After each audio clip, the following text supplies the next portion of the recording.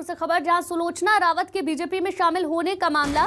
जोबट विधानसभा में बीजेपी में बगावत हो गई है। सैकड़ों बीजेपी पदाधिकारियों का इस्तीफा सामने आया है। नाराज नेताओं को मनाने की कोशिश भी अब तेज हो गई है। मंत्री ओम प्रकाश सकलेचा मान मनव्वल में अब जुटे हुए हैं। नाराज नेताओं से मिलने के लिए सकलेचा पहुंचे हैं। एसटी मोर्चा के प्रदेश अध्यक्ष भी पहुंचे हैं। तो ये बड़ी खबर अलीराजपुर से सामने आई है, जहां सुलोचना रावत के इस्तीफा देने के बाद, बीजेपी में शामिल होने के बाद अब धीरे धीरे बगावती सुर भी तेज हो गए हैं। जोबट विधानसभा में बीजेपी में बगावत सामने आई है। सैकड़ों बीजेपी पदाधिकारियों ने इस्तीफा दे दिया है।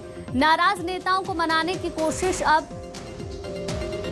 तेज हो गई है। मंत्री ओम प्रकाश सकलेचा मान मनव्वल करने में जुटे हुए हैं। नाराज नेताओं से मिलने के लिए सकलेचा पहुंचे हैं। एसटी मोर्चा के प्रदेश अध्यक्ष भी पहुंचे हुए हैं।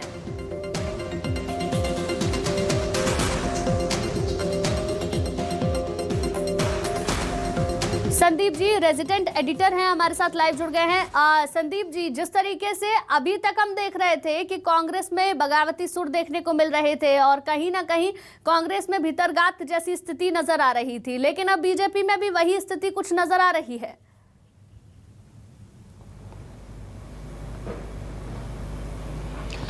बिल्कुल ठीक कहा गुंजन आपने, क्योंकि बीजेपी में आमतौर पर इस तरह के हालात देखने को नहीं मिलते हैं। होते भी हैं तो थोड़े बहुत होते हैं, लेकिन इस कदर विवाद और कलह कि जब नेता मनाने के लिए पहुंच रहे हैं तो भी नाराज़गी जताई जा रही है, ये बीजेपी में पहली दफ़ा देखने को मिल रहा है। और ये नाराज़गी की वजह वो है जिसके पीछे एक वायरल हुआ एक ऑडियो है, जिसमें विशाल रावत ये कहते हुए नज़र आ रहे हैं, जो सुलोचना रावत के बेटे हैं। अपने सुलोचना रावत और विशाल रावत के बीजेपी में शामिल होने के बाद में ये ऑडियो सामने आया है और उसमें ये कहा गया कि कांग्रेस में टिकट की डिमांड करते रहो, टिकट मिलता नहीं है। बीजेपी में अगर टिकट देती है, बीजेपी अगर टिकट दे देती है तो वो मंत्री बनाने को लेकर बात हुई है और यदि वो जीतेंगी तो यहाँ से मंत्री बनेगी। और यही बात है जो बीजेपी के कार्यकर्ताओं को नागवार गुजर रही है।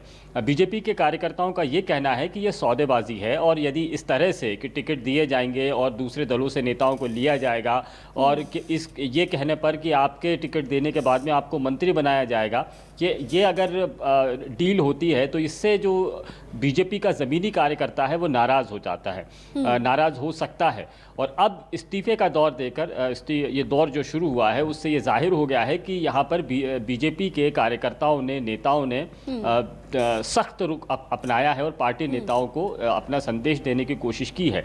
इससे पहले बीजेपी हालांकि इस तरह के दौर से गुजर चुकी है, जब सिंधिया के साथ में तकरीबन 22 विधायक आए थे और 28 जब सीटों पर बाई इलेक्शन हुआ था तब भी इस तरह की बातें आई थी सामने। लेकिन बीजेपी ने अपने नेताओं से बातचीत करना शुरू किया, उनको मनाने का सिलसिला शुरू किया और नतीजे में ये रहा कि बीजेपी को बड़े पैमाने पर यहाँ पर जीत हासिल हुई और बीजेपी की सरकार एक बार फिर से मध्य प्रदेश में बन पाई। तो अभी रूठने का दौर है, कितना मना पाती है बीजेपी ये अलग देखने वाली बात होगी। लेकिन इस तरह की नाराजगी चूंकि इससे पहले सिंधिया खेमे के बीजेपी में शामिल होने के बाद भी नजर आई थी, पहले भी कुछ वैसी ही स्थिति देखने को मिलेगी, क्योंकि बगावती सुर तो अब धीरे धीरे तेज होते जाएंगे जैसे जैसे चुनाव नजदीक आएंगे। लेकिन बड़ी बात यह है, क्या बीजेपी अपने नेताओं को, पदाधिकारियों को मना पाएगी?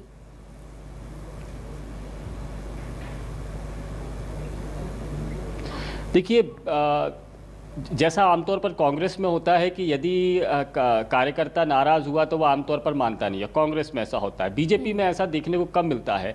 जब नेता मनाने के लिए पहुंचते हैं, दीगर नेता बात करते हैं, बातचीत होती है तो नाराज़ नेताओं को मना लिया जाता है।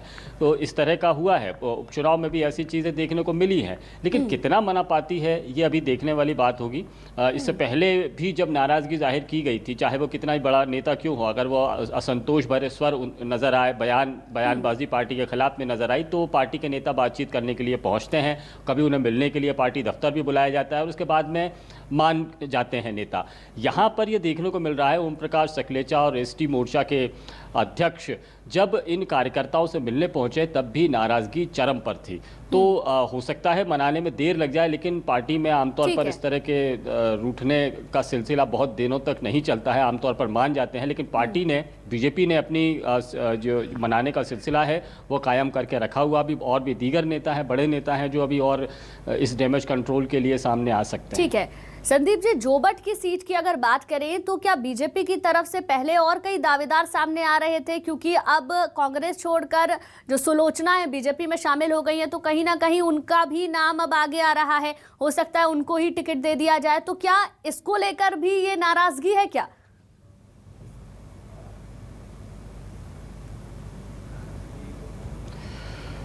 देखिए, नाराज़गी तो इस बात को लेकर है कि सुलोचना रावत को यहाँ से टिकट देने की प्रबल संभावना है। अभी टिकट डिक्लेयर नहीं हुए हैं, लेकिन जिस अंदाज में सुलोचना रावत आई हैं और जो पहले के तजुर्बे देखने को मिले हैं कि चुनावी दौर में ऐन वक्त पर यदि कोई नेता बीजेपी में शामिल होता है तो पार्टी उसको टिकट दे ही देती है। और जो ऑडियो वायरल हुआ है जिसमें ये कहते हुए नज़र आ रहे हैं कि हम तो बीजेपी से टिकट इसलिए ले रहे हैं क्योंकि हमको मंत्री बनाया जाएगा जीतने के बाद में, पार्टी के सारे कार्यकर्ता एक साथ में चुनाव लड़ेंगे, एक बाहरी उम्मीदवार को मैदान में उतार कर जीत दिला दी जाएगी।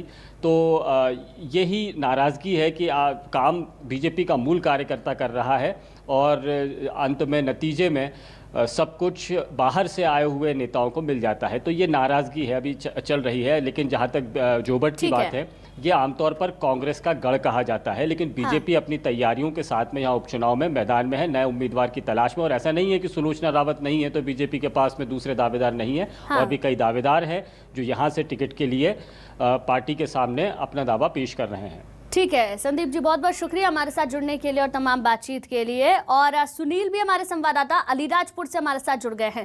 सुनील, अलीराजपुर में आप क्या स्थिति देख पा रहे हैं ग्राउंड जीरो पर, क्योंकि जानकारी ये मिल रही है कई पदाधिकारियों ने इस्तीफा वहां से दे दिया है।